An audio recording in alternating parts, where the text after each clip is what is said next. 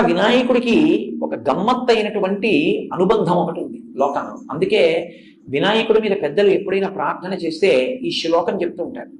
శ్రీకాంతో మాతులో యస్య జననీ సర్వమంగళ జనక శంకరో దేవ తం వందే పూజ్యరాననం అని చెప్తారు.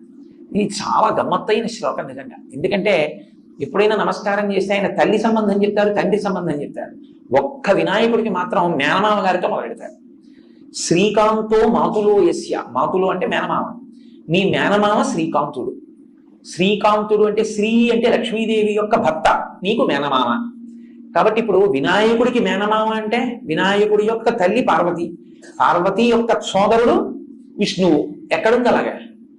భాగవతంలో కృష్ణ పరమాత్మ ఇక్కడ వసుదేవుడికి జన్మించినప్పుడే అక్కడ యశోదానందులకు ఆవిడ యోగమాయగా జన్మించింది. ఆవిడేమో